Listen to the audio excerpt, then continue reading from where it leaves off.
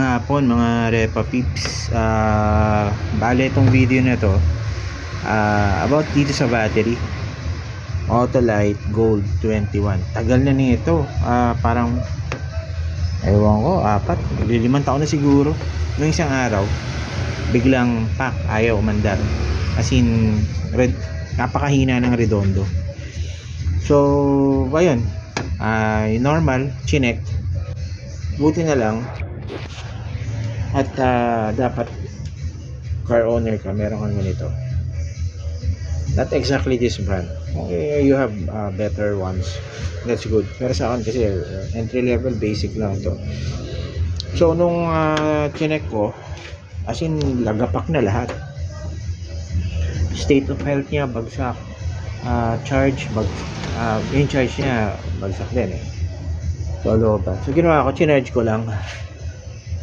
ng madiin, mga 24 hours. May spare battery pa naman ako ngayon. So far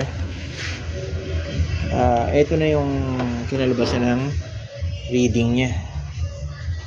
Okay, so piliin mo 12 volts. Ito kasi sinet 600 CCE daw nito pero sinet ko siya sa 700 para magkaroon lang ng konting leeway.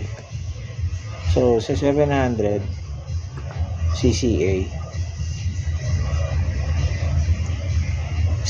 niyan dati halos na lang, parang 200. Nung kinargahan ko, eto 551, okay pa to kasi 450 lang naman kailangan mo. Tapos yung state of health niya 62%. Medyo kailangan na rin palitan, pero sa akin mga siguro 1 taon pa to, baka 2 pa.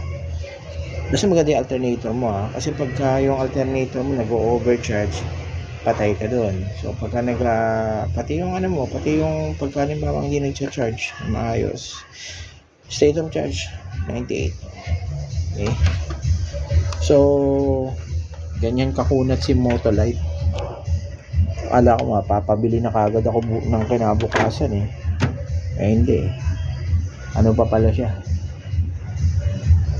ginawa ko lang, chinarge ko overnight, pinalit ko muna yung battery ng isang sasakyan.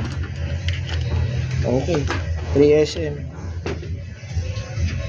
Autolite lang tayo.